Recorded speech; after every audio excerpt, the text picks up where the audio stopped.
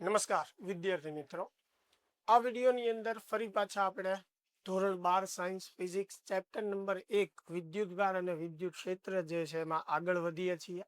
અગાઉના બે video lecture જે છે એની અંદર આપણે વિદ્યુતભાર સંરક્ષણનો નિયમ, વિદ્યુતભાર ક્વોન્ટમીકરણનો નિયમ અને એને લગતા MCQ જે છે એ કરેલા છે. તો એ વિડીયો જે છે એ ખાસ આપણે ન જોયા હોય તો સૌ પ્રથમ એ જોઈ લેજો, જેથી કરીને ચેપ્ટરમાં વધારે તમને ખબર પડે. ચાલો, આજે આપણે ચેપ્ટરનો ખૂબ મહત્વનો અને IMP પ્રશ્ન જે છે એ આપણે શરૂ કરવા જઈ રહ્યા છીએ. અને એ પ્રશ્નનું નામ છે કુલમનો નિયમ. આ થિયરીને આપણે બે અલગ ભાગમાં સમજશું. એટલે સૌ પ્રથમ જે છે એ કુલમનો નિયમ જે છે એ આપણે અદિશ સ્વરૂપે જે છે એ સમજશું. એટલે થિયરીનું નામ આપણે લખીએ છીએ કુલમનો નિયમ અદિશ સ્વરૂપે. હવે અહીંયા જે છે આપણે કોઈ દિશાની વાત નહીં કરીએ, ફક્ત મૂલ્ય મેળવવાની વાત કરીશું. એટલા માટે આપણે એને અદિશ સ્વરૂપ કહીએ છીએ. એટલે કે આમાં મૂલ્ય કઈ રીતે મળે એની જ આપણે વાત કરીશું. હવે કુલમનો નિયમ જે છે એ શેની માટે છે? બે બિંદુવત વિદ્યુતભારો, ધારો કે બે બિંદુવત વિદ્યુતભારો Q1 અને Q2 છે, એમની વચ્ચેનું અંતર જે છે R છે. તો બે બિંદુવત વિદ્યુતભારો વચ્ચે લાગતું વિદ્યુત બળ આપણે કઈ રીતે મેળવી શકીએ એની માટે કુલમનો નિયમ છે. હવે સૌથી પહેલો શબ્દ આમાં આવે બિંદુવત વિદ્યુતભાર. તો બિંદુવત વિદ્યુતભાર જે છે આપણે કોને કહી શકીએ કે વાસ્તવમાં કોઈ વિદ્યુતભાર બિંદુ સ્વરૂપે છે, ખૂબ જ સૂક્ષ્મ છે, તો એને બિંદુવત કહી શકીએ. અને ફિઝિક્સમાં આપણે બિંદુવત જે છે કણ કે પદાર્થ બીજું કઈ રીતે ગણીએ છીએ તો કે જ્યારે તમે કોઈ બે પદાર્થોની વાત કરો છો તો એમની વચ્ચેનું અંતર જે છે એ એટલું બધું વધારે છે કે એની સાપેક્ષે તમે એના પરિમાણ જો અવગણી શકો તો એ બંને પદાર્થને તમે બિંદુવત કહી શકો. જેમ કે સૂર્ય અને પૃથ્વીની આપણે વાત કરતા હોઈએ તો સૂર્ય અને પૃથ્વી વચ્ચેનું અંતર કરોડો કિલોમીટર છે. તો એ અંતરની સાપેક્ષે આપણે સૂર્ય અને પૃથ્વી જે છે એને બિંદુવત ગણી શકીએ. એટલે બિંદુવત કણ કે પદાર્થ ગણવાની બે પરિભાષા છે. એક તો વાસ્તવમાં જે બિંદુવત છે અને બીજી વસ્તુ બે પદાર્થ વચ્ચેનું અંતર એટલું બધું વધારે હોય તો પદાર્થના પરિમાણ આપણે અવગણી એને બિંદુવત ગણી શકીએ છીએ. તો એવા કેસમાં જે છે એ કુલમનો નિયમ લાગુ પડે છે. એટલે સૌ પ્રથમ આપણે એ ધ્યાન રાખવાનું કે કુલમનો નિયમ ફક્ત ને ફક્ત બિંદુવત વિદ્યુતભારોને લાગુ પડે છે અને વિદ્યુતભારો જે છે એ સ્થિર હોવા જરૂરી છે. તો આવા કેસમાં આ નિયમ જે છે કુલમનો એ લખીએ કે બે બિંદુવત વિદ્યુતભાર વચ્ચે લાગતું વિદ્યુત બળ એ બંને વિદ્યુતભારોના ગુણાકારના સમપ્રમાણમાં અને તેમની વચ્ચેના અંતરના વર્ગના વ્યસ્ત પ્રમાણમાં હોય છે. ચાલો, શું નિયમ આપણે લખ્યો છે કે બંને વચ્ચે લાગતું વિદ્યુત બળ F એમના વિદ્યુતભારના ગુણાકારના સમપ્રમાણમાં, એટલે F સમપ્રમાણમાં Q1 × Q2 અને તેમની વચ્ચેનું અંતર જે છે R એના વર્ગના વ્યસ્ત સંબંધમાં હોય છે. આ કુલમનો નિયમ છે વિદ્યુત બળ માટે, બિંદુવત વિદ્યુતભારો માટે. બંનેને આપણે ભેગા કરીને લખીએ તો F સમપ્રમાણમાં Q1 Q2 અપોન R² લખી શકીએ. સમપ્રમાણતાની નિશાની દૂર કરીએ તો અચળાંક મુકાય K. તો F બરાબર થશે K Q1 Q2 upon R². તો આ જે એ બે બિંદુવત વિદ્યુતભારો વચ્ચે લાગતા વિદ્યુત બળનું સૂત્ર થઈ ગયું. અહીંયા બળના સૂત્રમાં છેદમાં અંતરનો વર્ગ આવે છે એટલે કુલમના નિયમને વ્યસ્ત વર્ગનો નિયમ પણ કહેવાય છે. એ પણ આપણે યાદ રાખવાનું છે. તો કુલમનો નિયમ વ્યસ્ત વર્ગનો નિયમ છે. ચાલો હવે આ કે ની વાત કરીએ તો કે જે છે એ અચળાંક છે, જેને કહેવાય કુલંબ અચળાંક. અને આ જે કુલંબ અચળાંક છે એની કિંમત શૂન્ય અવકાશ માટે કે હવા માટે, શૂન્ય અવકાશ અને હવા માટે આપણે કિંમત સેમ જ લેશું, તો એ છે 9 ગુણ્યા 10⁹. બરોબર, કે ની કિંમત કેટલી છે? 9 ગુણ્યા 10⁹. હવે મારે એનો એકમ લખવો હોય તો હું કઈ રીતે, જો ડાયરેક્ટ આપણને યાદ હોય તો લખી શકીએ, માનો કે નથી ડાયરેક્ટ યાદ તો એકમ આ સૂત્ર ઉપરથી જ તમે બનાવી શકો. આમાંથી કે ને સૂત્રનો કરતા બનાવો તો કે બરાબર શું થશે? એફ ઇન્ટુ આર સ્ક્વેર છેદમાં Q1 ગુણ્યા Q2. બરોબર, હવે એફ જે છે બળનો એકમ ન્યૂટન, અંતરનો એકમ મીટર, એટલે સ્ક્વેર થશે, ઉપર વર્ગ છે એટલે કુલંબ ગુણ્યા કુલંબ, કેમ કે વિદ્યુતભારનો એકમ શું થશે? કુલંબ. તો કુલંબ ગુણ્યા કુલંબ શું થશે? Coulomb square. એટલે કે નો એકમ જે છે એ શું થશે? ન્યૂટન ઇન્ટુ મીટર સ્ક્વેર પ્રતિ કુલંબ સ્ક્વેર. ચાલો, તો કે નો એકમ જે છે ન્યૂટન ઇન્ટુ મીટર સ્ક્વેર છેદમાં કુલંબ સ્ક્વેર થશે. આ હવા માટે કે શૂન્ય અવકાશ માટે આની કિંમત છે. જો માધ્યમ બદલાય તો કે ની કિંમત જે છે એ બદલાઈ જાય, એટલે કે કે માધ્યમ પર આધારિત અચળાંક છે. કે ની કિંમત જે છે એ માધ્યમ પર આધારિત છે, એટલે એ આપણે ખાસ ધ્યાન રાખવાનું છે. બરોબર, હવે આજે મેં કે નો એકમ લખ્યો છે એ એસઆઈ એકમ લખ્યો છે અથવા એમકેએસ એકમ લખ્યો છે એવું તમે કહી શકો. બરોબર, એસઆઈ એકમ અથવા તો એમકેએસ એકમ લખ્યો છે. ઘણી વખત આપણને MCQ માં ને એમાં એવી રીતે પૂછે કે સીજીએસ એકમમાં કે ની કિંમત જે છે એ શું થશે. હવે તમે અહીંયા સમજો, કે જે છે એની કિંમત 9 ગુણ્યા 10⁹ ન્યૂટન ઇન્ટુ મીટર સ્ક્વેર પ્રતિ કુલંબ સ્ક્વેર છે. આને મારે સીજીએસ માં ફેરવવું હોય તો બળ જે છે એનો સીજીએસ પદ્ધતિમાં એકમ ડાઇન થાય, અને ડાઇનમાં ફેરવવા માટે આપણે 10⁵ વડે ગુણવું પડે. પછી એવી જ રીતે મીટરને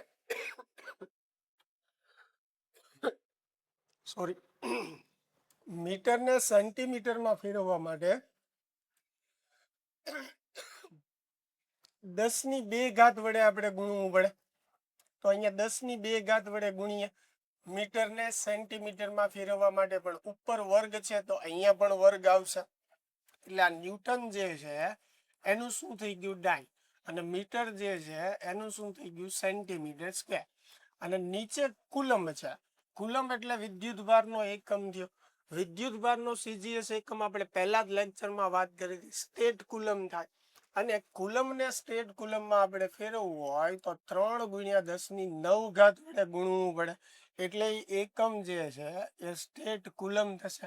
પણ આનો વર્ગ છે તો અહીંયા પણ વર્ગ થશે, આ કિંમતમાં પણ વર્ગ થશે.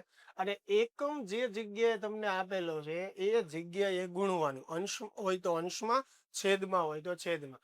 ચાલો, આનું સાદું રૂપ તમે આપો, 3 નો વર્ગ 9, 9 9 કેન્સલ થઈ જશે. નીચે 9 દુ 18, ઉપર તમે જુઓ 2 દુ 4, 4 ને 5 9, 9 વત્તા 9 18. તો ઉપર નીચે જે છે બધું કેન્સલ, એટલે વધશે 1. અને આ જે છે આખો કયો એકમ થઈ ગયો? સીજીએસ. બરોબર, તો સીજીએસ એકમમાં કે ની કિંમત જે છે એ કેટલી થાય? 1 થાય. આપણે ખાસ MCQ એની માટે જે છે એ યાદ રાખવાનું છે. ક્લિયર થઈ છે આ વાત? ચાલો, એની પછી આપણે કે નો એકમ મેં અહીંયા લખ્યો ન્યૂટન ઇન્ટુ મીટર સ્ક્વેર પ્રતિ કુલંબ સ્ક્વેર. તો કે નું પારિમાણિક સૂત્ર પણ આપણને બનાવતા આવડવું જોઈએ. ચાલો, ન્યૂટન એટલે બળ, બળ માટે પારિમાણિક સૂત્ર m1 L1 T-2. મીટર માટે શું આવશે? L2 આવશે. પછી કુલંબ માટે શું આવશે? A1 T1, પણ આનો વર્ગ છે એટલે આ બંનેનો પણ વર્ગ થશે. ચાલો, સાદું રૂપ આપીએ તો m1 L1 અને L2 એટલે L3. પછી T2 ઉપર જશે એટલે -2 થશે, તો T-4 થઈ જશે. A2 ઉપર જશે તો A -2 થઈ જશે. તો કે નું પારિમાણિક સૂત્ર શું થશે? m1 L3 T-4 અને A -2. ચાલો, ક્લિયર થાય છે? બેઝિક નાના નાના MCQ જે પૂછાય એ પણ આપણે સાથે થિયરીમાં શીખતા જશું. ચાલો હવે આપણી મેઇન વાત ઉપર આવીએ કે ભાઈ કે જે છે એ માધ્યમ ઉપર આધારિત અચળાંક છે. એટલે કે નું એક બીજું પણ સૂત્ર છે, કે બરાબર 1/4πε0 અથવા એપ્સાઇલોન 0. બરોબર, જ્યાં એપ્સાઇલોન 0 જે છે, એપ્સાઇલોન 0 જે છે એને કહેવાય શૂન્ય અવકાશની પરમિટિવિટી. એપ્સાઇલોન 0 ને શું કહેવાય? શૂન્ય અવકાશની પરમિટિવિટી. હવે આ અચળાંક શું છે એ સમજો.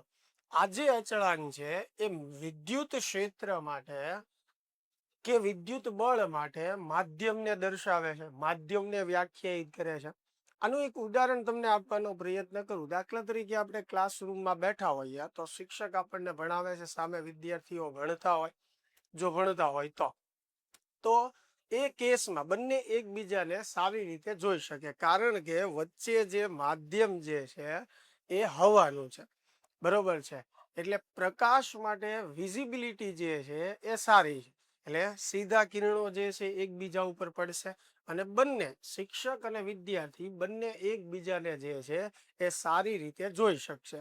તો આપણે એમ કહી શકીએ કે અહીંયા જે માધ્યમ જે છે ક્લાસરૂમમાં એ પ્રકાશ માટે એક સારી વિઝિબિલિટી બતાવે છે. તો અહીંયા માધ્યમ આપણે કોની માટે વ્યાખ્યાયિત કર્યું? પ્રકાશની દ્રષ્ટિએ. બરોબર, હવે વચ્ચે સમજો કે માનો કે ધુમ્મસ થઈ ગઈ અથવા કોઈ ધુવાડો થઈ ગયો તો બંને એકબીજાને વ્યવસ્થિત જોઈ શકશે નહીં. તો પ્રકાશના કિરણો માટે એ માધ્યમ જે છે એ બરોબર નથી. એટલે એના લીધે વિઝિબિલિટી જે છે ઓછી થઈ ગઈ, દ્રશ્યતા ઓછી થઈ ગઈ, એટલે આપણે એકબીજાને ઓછા જોઈ શકશું. તો એ કોની માટે મેં માધ્યમ બતાવ્યું? પ્રકાશ માટે. હવે અહીંયા પ્રકાશની વાત નથી, અહીંયા વાત છે વિદ્યુત બળની.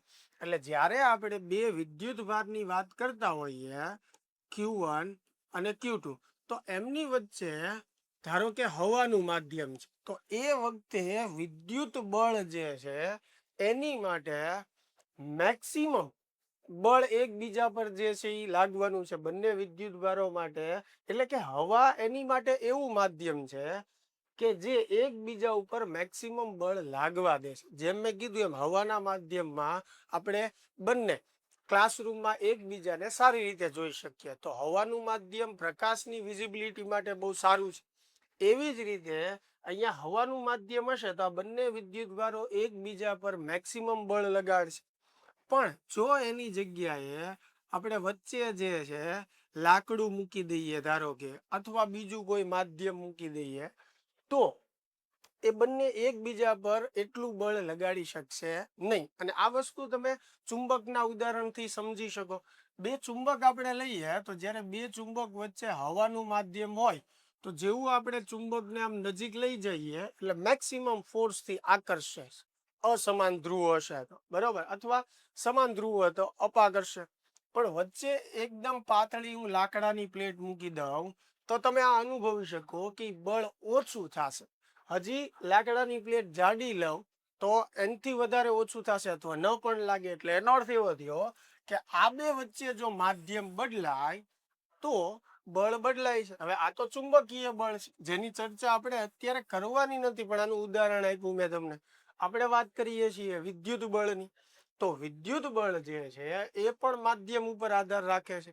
એટલે જ અગાઉ મેં કીધું કે માધ્યમ પર આધારિત અચળાંક છે. તો કે નું સૂત્ર 1/4πε0 છે. એપ્સિલોન 0 ને શૂન્ય અવકાશની પરમિટિવિટી અને શૂન્ય અવકાશને હવા માટે કિંમત સરખી જ હોય, એટલે હવાની ગણશું તો પણ ચાલશે. બરોબર છે. તો પરમિટિવિટી શું બતાવે છે? વિદ્યુત બળ માટે માધ્યમને દર્શાવે છે. એટલે પરમિટિવિટી એવો અચળાંક છે કે જે વિદ્યુત બળ માટે માધ્યમને દર્શાવે છે. હવે બંને વિદ્યુત ભાર વચ્ચે હવા હોય તો એને આપણે શૂન્ય અવકાશ ગણી શકીએ, અને શૂન્ય અવકાશની પરમિટિવિટીની કિંમત 8.85 ગુણ્યા 10⁻12 છે. હવે જો મારે આનો એકમ વ્યાખ્યાયિત કરવો હોય તો અહીંયા કે નો એકમ પહેલા આપણે મેળવો ઉપર. તો એપ્સિલોન 0 નો એકમ મેળવો હોય તો એપ્સિલોન 0 ઉપર લઈ લઉં, કે નીચે લઈ લઉં, એટલે બંને એકબીજાના વ્યસ્ત જ થશે.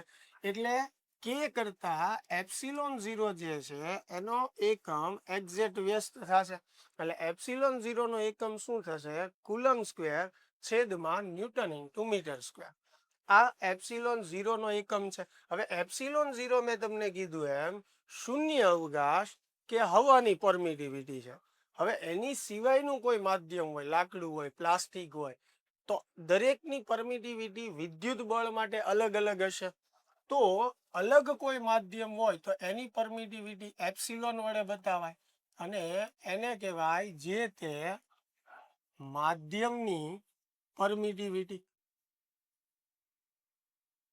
શું કહેવાય એને જે તે માધ્યમની પરમિટિવિટી પછી લાકડું હોય તો લાકડાની પરમિટિવિટી પ્લાસ્ટિક હોય તો પ્લાસ્ટિકની કાચ હોય તો કાચની અને આ બંનેનો જે ગુણોત્તર છે એપ્સિલોન ના છેદમાં એપ્સિલોન 0 એને કહેવાય એપ્સિલોન આર જેને આપણે કહીએ સાપેક્ષ પરમિટિવિટી શું કહેવાય એને સાપેક્ષ પરમિટિવિટી હવે સમજો દાખલા તરીકે કાચનું માધ્યમ છે તો કાચની પરમિટિવિટી આપણે કહીએ એપ્સિલોન એપ્સિલોન અને ઉદાહરણ તરીકે ધારો કે એની પરમિટિવિટી જે છે એ છે 17.6 બરોબર હવે ધ્યાનથી સમજજો એક્ઝેક્ટ એટલી છે એ મને ખબર નથી હું જસ્ટ એમનેમ આંકડો લઉં છું ધારો કે કાચની પરમિટિવિટી 17.6 ગુણ્યા 10⁻12 છે તો હવે કાચ માટે કાચની પરમિટિવિટી અને શૂન્ય અવકાશની પરમિટિવિટી બંનેનો ગુણોત્તર લઉં તો આ 17.6 ગુણ્યા 10⁻12 અને એપ્સિલોન 0 8.85 ગુણ્યા 10⁻12 એટલે એપ્રોક્સ આપણો જવાબ જે છે એ 2 આવશે અને આ જે છે એને શું કહેવાય એપ્સિલોન આર કહેવાય બરોબર એટલે એપ્સિલોન આર એટલે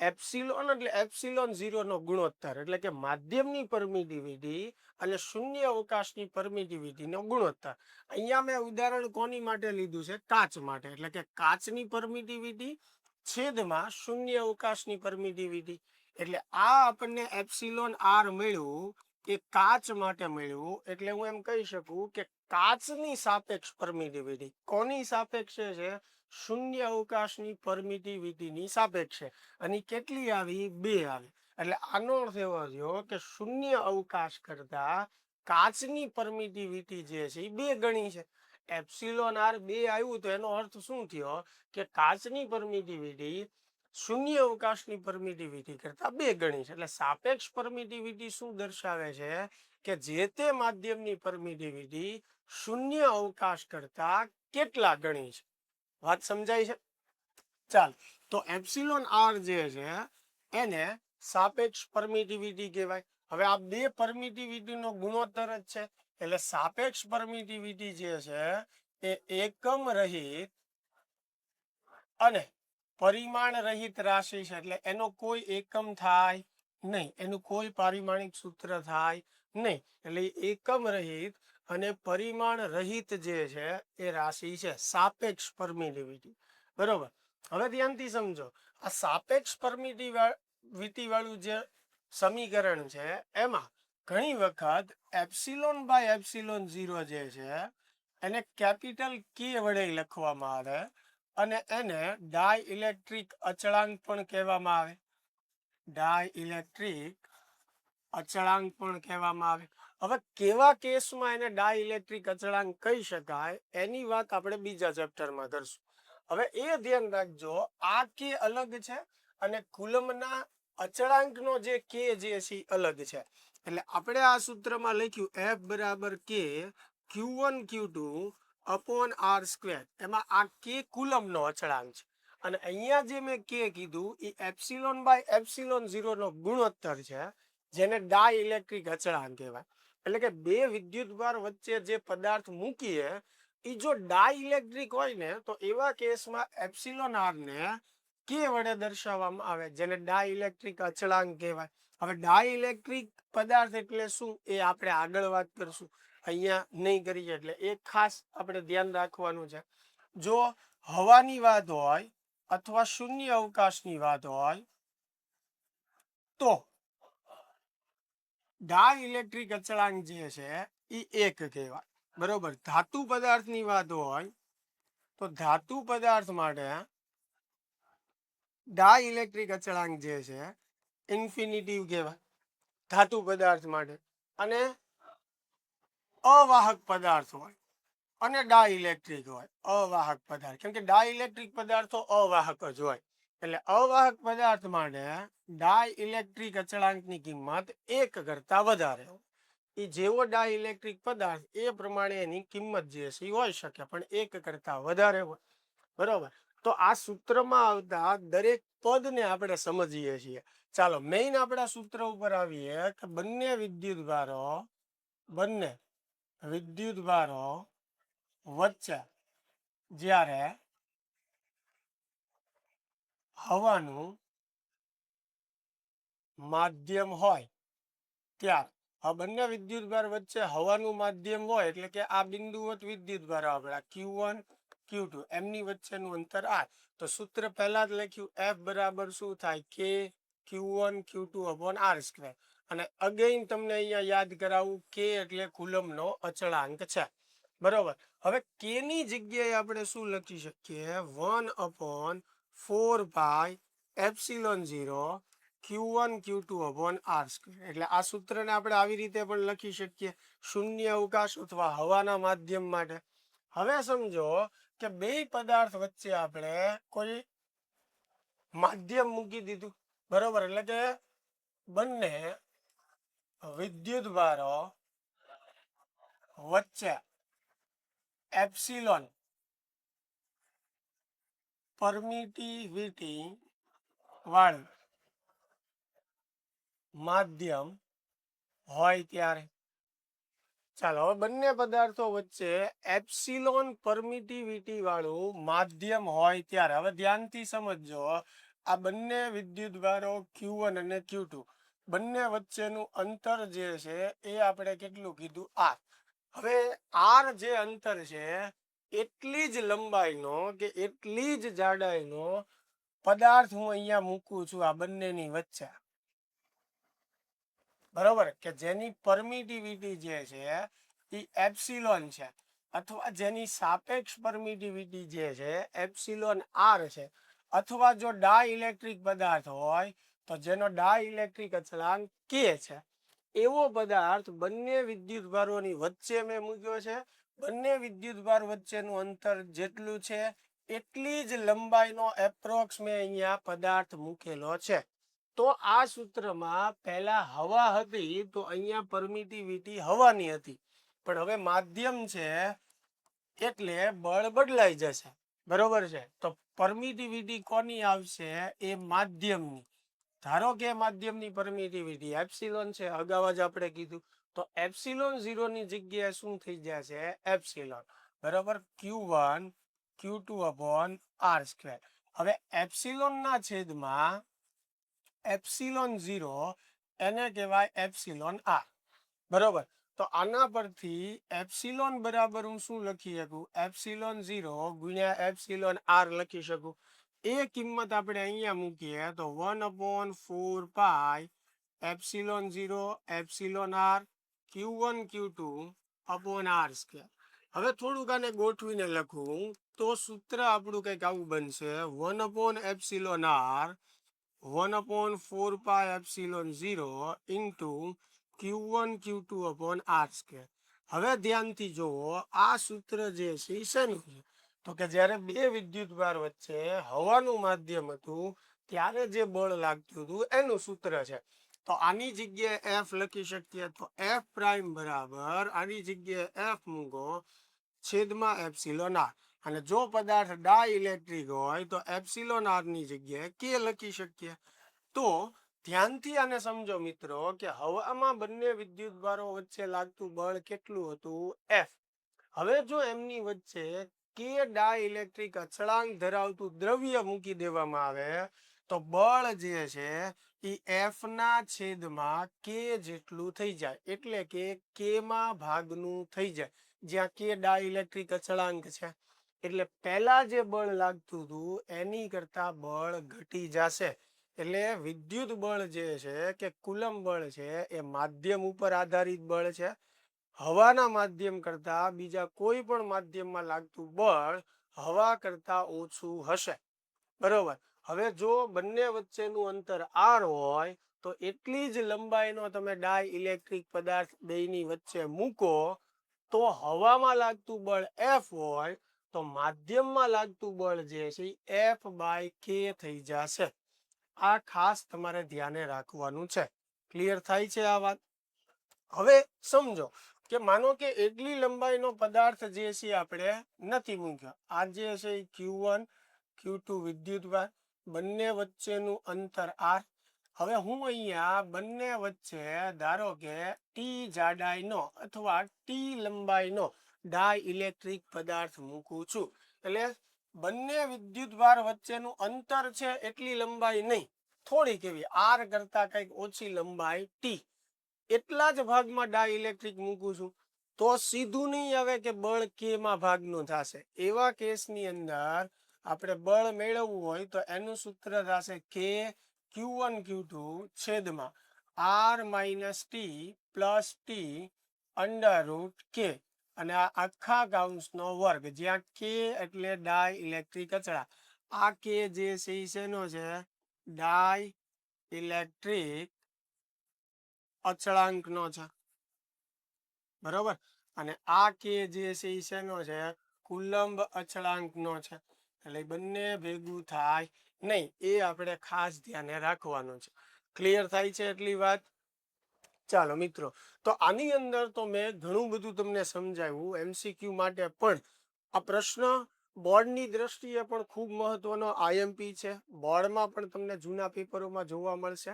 એટલે જ્યારે આપણને પ્રશ્ન પૂછે કે કુલંબનો નિયમ અદિશ સ્વરૂપે સમજાવો, ત્યારે આપણે આ સમજણ આપવાની છે.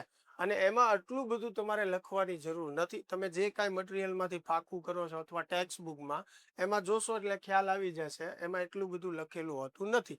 એટલે આપણે બધી વસ્તુ નથી લખવાની, પણ 2 કે 3 માર્ક માટે જે ઇનફ છે એટલું તો આપણે લખવું પડે. જેમ કે પહેલા કુલંબનો નિયમ તમે લખો, પછી એનું સૂત્ર જે છે એ લખો, પછી કે જે છે એ શું કહેવાય, ε0 ને શું કહેવાય એ તમે દર્શાવો, હવામાં લાગતું બળ શું છે અને માધ્યમમાં લાગતું બળ શું છે, એટલા સ્ટેપ ખાલી દર્શાવશો એટલે ચાલે. વધારે એમાં થિયરીમાં જ્યારે આપણે લખતા હોઈએ ત્યારે લખવાની જરૂર નથી. ચાલો, આ જે છે આપણે અદિશ સ્વરૂપની વાત કરી. હવે આપણે વાત કરશું દિશાની, એટલે કે બળ કેવી દિશામાં લાગતું હોય, દિશા કઈ રીતે બતાવવાની. એટલે કે કુલંબના નિયમનું સદિશ સ્વરૂપ આપણે સમજશું. ચાલો હવે આપણે સમજીએ કુલંબનો નિયમ સદિશ સ્વરૂપે. હવે મિત્રો એ પણ ખાસ તમારે ધ્યાન રાખવાનું છે. એક્ઝામમાં આપણને અદિશ સ્વરૂપે પૂછે તો અદિશ સ્વરૂપ જ લખવાનું છે, સદિશ સ્વરૂપ પૂછે તો સદિશ સ્વરૂપ જ લખવાનું છે. એને તમે ઇન્ટરચેન્જ કરશો તો માર્ક મળશે નહીં. એટલે કે અદિશ સ્વરૂપમાં પછી તમે સદિશ સ્વરૂપ વાળી થિયરી લખશો તો માર્ક મળશે નહીં. એટલે ખાસ ધ્યાન રાખવાનું કે કઈ થિયરીમાં આપણે શું લખવાનું છે. ચાલો, અહીંયા જે છે આપણે x અક્ષ અને y અક્ષ જે છે ધ્યાનમાં લઈએ. 2 બિંદુવત વિદ્યુતભારો પણ આપણે ધ્યાનમાં લઈએ. ધારો કે અહીંયા Q1 વિદ્યુતભાર છે, અહીંયા Q2 વિદ્યુતભાર. આ આપણું સંદર્ભ બિંદુ એટલે કે ઉગમ બિંદુ. ઉગમ બિંદુની સાપેક્ષે પહેલા વિદ્યુતભારનો સ્થાન સદિશ r1 કહીએ. ઉગમ બિંદુની સાપેક્ષે બીજા વિદ્યુતભારનો સ્થાન સદિશ r2 કહીએ. બરોબર. અને અત્યારે બંને વિદ્યુતભાર મેં ધન લીધેલા છે. પછી આગળ ચર્ચા કરશું કે ધન કે ઋણ હોય તો શું ફેર પડે. ચાલો, તો સૌ પ્રથમ જે છે મારે શું મેળવવું છે? Q1 વડે Q2 પર લાગતું બળ. ચાલો, શું મેળવવું છે? 1 વડે 2 પર લાગતું બળ. એટલે જેના પર બળ લાગે છે એ પહેલા લખો, જે બળ લગાડે છે એ પછી લખો. એટલે આને F21 કહેવાય. F21 નો અર્થ શું થયો? 1 વડે 2 પર લાગતું બળ. બરોબર. હવે એનું સૂત્ર આપણે લખીએ તો 2 વિદ્યુતભાર, આ બેની જ વાત છે, તો K Q1 Q2 છેદમાં શું આવશે? બંને વચ્ચેનું અંતર, એટલે બીજાથી 1 સુધીનું અંતર, એટલે આપણે એને R21 કહીએ.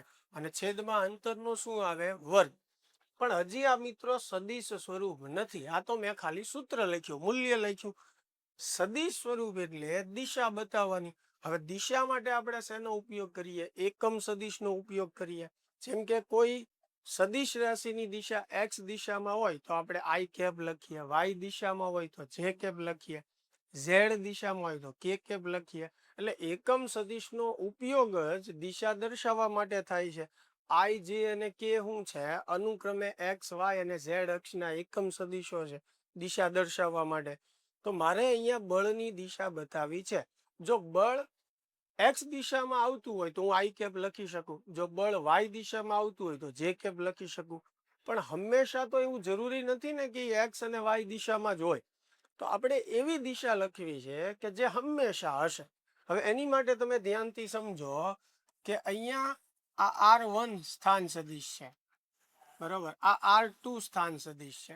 હવે આ બંનેને જોડતો જે સદિશ છે જેને આપણે સ્થાનાંતર સદિશ જે છે એ કહેતા. અને સ્થાનાંતર સદિશ R21 આમ લખી શકું. આ સદિશ R1, આ R2 એટલે આ સ્થાનાંતર સદિશ થયો. અને R21 ની કિંમત શું થાય? R2 માઇનસ R1 થાય કે, બરોબર. એટલે આ R21 સદિશ થયો, આ રેખા. સમજાય છે? તો અહીંયા પણ આ જે છે, બરોબર, આ R1 આ R2 એટલે આ R21 સદિશ થશે, બરોબર.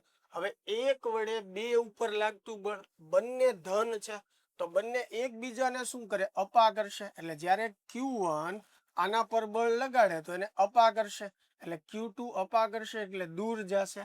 એટલે જ્યારે પણ આપણે દિશા દર્શાવવાની આવે એટલે બંને વિદ્યુત ભારને જોડતી એક સીધી રેખા દોરી નાખવાની. હવે અપા કરશે છે એટલે Q2 જે છે ઉપર તરફ જશે, બરોબર. એટલે એ બળને કહેવાય F21. એટલે આ F21 ની દિશા થઈ. તો F21 ની કાર્યરેખા તમે જુઓ તો R21 ઉપર જ આવશે. એટલે આપણે કહી શકીએ કે આ બળની દિશા હંમેશા આ સ્થાનાંતર સદિશની દિશામાં જ આવશે. એટલે અહીંયા એકમ સદિશ જે છે R21 કેપ લખવો પડે કે ભાઈ બળની દિશા જે છે આ સદિશની દિશામાં જ આવશે. ખ્યાલ આવે છે? તો આ આખું સદિશ સ્વરૂપ થયું. હજી આપણે એને લખવું હોય તો આવી રીતે લખી શકીએ ને કે ભાઈ F21 ઇઝ ઇક્વલ ટુ કે Q1 Q2 છેદમાં R21 સ્ક્વેર અને અહીંયા R21 સદિશ છેદમાં R21. કારણ કે એકમ સદિશ એટલે શું થાય? સદિશ છેદમાં સદિશનું માન. તો એવી રીતે હું R21 કેપને લખી શકું. ચાલો, અને F21 બરાબર કે Q1 Q2. હવે R સ્ક્વેર ગુણ્યા R એટલે નીચે R નો ઘન થઈ જશે. અહીંયા R21 સદિશ એમનો. હજી પણ આને લખી શકાય કે Q1 Q2 R21 એટલે R2 માઇનસ R1 એનો ઘન. અહીંયા માન એટલે આવશે કારણ કે આ ઘન છે, આ સદિશ સ્વરૂપ છે. એટલે અહીંયા આપણે લખવું પડશે R2 માઇનસ R1 સદિશ. તો આવી રીતે આપણે એને અલગ અલગ ફોર્મમાં લખી શકીએ. તો આ Q1 વડે Q2 પર લાગતું બળ થયું. હવે એવી જ રીતે Q2 વડે Q1 પર લાગતું વિદ્યુત બળ મારે મેળવવું છે. ચાલો, તો હવે બે વડે એક ઉપર લાગતું બળ, તો એને લખાય F12, બરાબર. સૂત્ર લખીએ તો કે બંને વિદ્યુત ભારનો ગુણાકાર છેદમાં બંને વચ્ચેના અંતરનો વર્ગ. હવે આપણે બે વડે એક ઉપર લાગતું બળ મેળવવું છે એટલે 1 થી 2 સુધીનો સદિશ આવશે, બરાબર.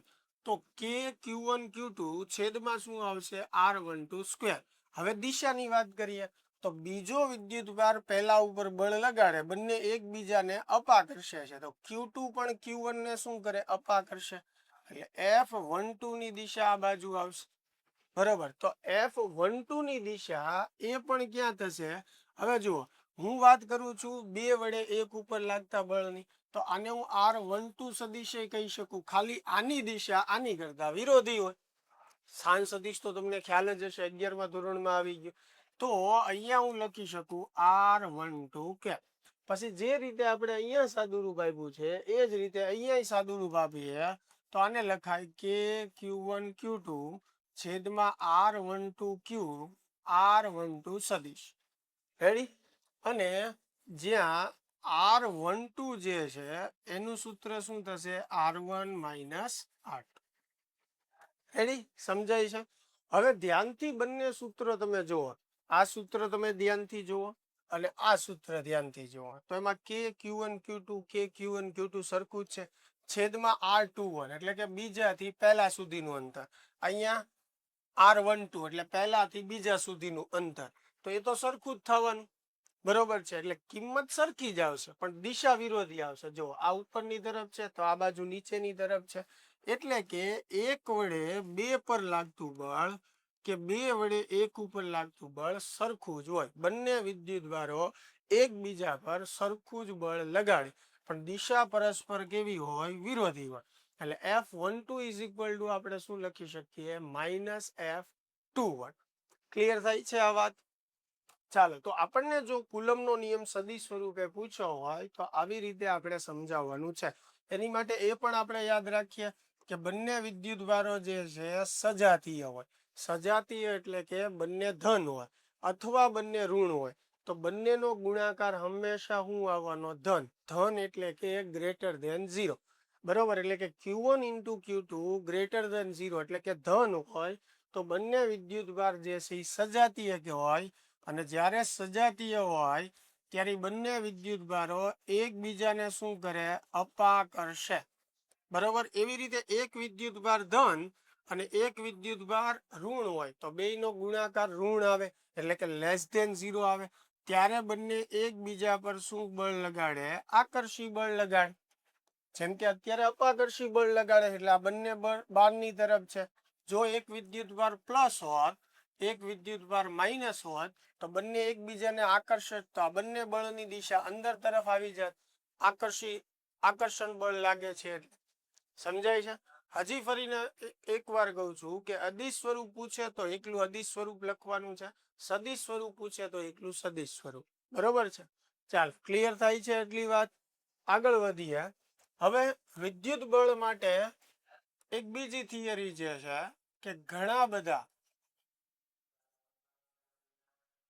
વિદ્યુતભારો વચ્ચે લાગતું વિદ્યુત બળ. ઘણા બધા વિદ્યુતભારો વચ્ચે લાગતું વિદ્યુત બળ અથવા તો તમે એમ કહી શકો કે વિદ્યુત બળ માટે સંપાતપણાનો સિદ્ધાંત. હવે ફિઝિક્સમાં સંપાતપણાનો સિદ્ધાંત નોર્મલ બધી વસ્તુ માટે આવે છે. પછી અદિશ રાશિ હોય કે સદિશ રાશિ હોય. જ્યારે તમારી પાસે કોઈ રાશિના એક કરતા વધારે મૂલ્ય હોય તો પરિણામી મૂલ્ય મેળવવા માટે શું કરવું પડે? સરવાળો. આ સંપાતપણાનો સિદ્ધાંત છે કે ભાઈ ટોટલ મૂલ્ય મેળવવા માટે સરવાળો કરો. પણ જો અદિશ રાશિ હોય તો અદિશના નિયમ પ્રમાણે સીધો સરવાળો થઈ જાય અને જો સદિશ રાશિ હોય તો સદિશના નિયમ પ્રમાણે સરવાળો કરવો પડે. તો વિદ્યુત બળ માટે સંપાતપણાનો સિદ્ધાંત શું છે કે જ્યારે કોઈ વિદ્યુતભાર પર બે કે બે થી વધારે વિદ્યુતભારો બળ લગાડતા હોય એટલે કે કોઈ વિદ્યુતભારની આજુબાજુ બે કે બે થી વધારે વિદ્યુતભાર હોય તો એ બધા એની ઉપર બળ લગાડવાના છે.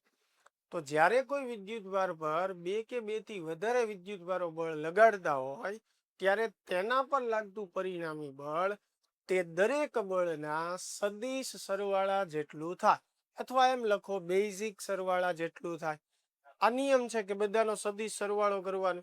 હવે સમજવા માટે આપણે ત્રણ વિદ્યુતભારનું તંત્ર ધ્યાનમાં લઈએ. ધારો કે અહીંયા Q1 વિદ્યુતભાર છે, આ Q2 છે, આ Q3 છે. આ આપણું સંદર્ભ બિંદુ O છે. તો સંદર્ભ બિંદુથી પહેલાનો સ્થાન સદિશ R1 છે. સંદર્ભ બિંદુથી ત્રીજાનો સ્થાન સદિશ R3 છે. સંદર્ભ બિંદુથી બીજાનો સ્થાન સદિશ R2 છે. ચાલો, અહીંયા ત્રણ વિદ્યુતભાર છે, વધારે પણ હોઈ શકે. તો હું એમ કહું કે Q1 પર લાગતું કુલ બળ જે છે એ કેટલું હશે? તો Q1 ઉપર કોણ કોણ બળ લગાડશે? એની બાજુમાં જે વિદ્યુતભારો હોય એ બળ લગાડશે. તો Q1 પર Q2 વડે લાગતું બળ. હવે Q2 અને Q1 ધન લીધા છે મેં તો બંને એકબીજાને અપા કરશે. તો બે જ્યારે એક ઉપર બળ લગાડે તો અપા કરશે.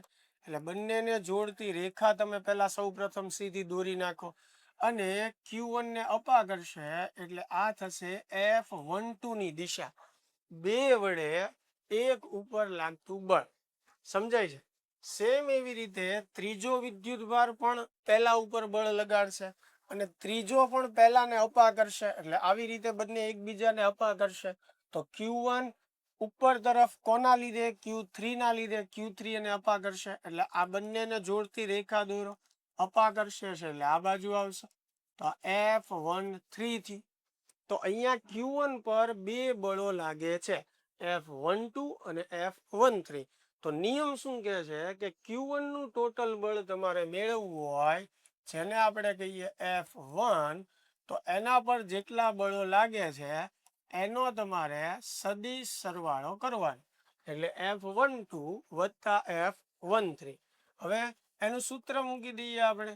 F1 નું સૂત્ર શું થશે? K Q1 Q2 છેદમાં R12 સ્ક્વેર R12 કેપ. એવી રીતે 13 નું K Q1 Q3 છેદમાં R13 સ્ક્વેર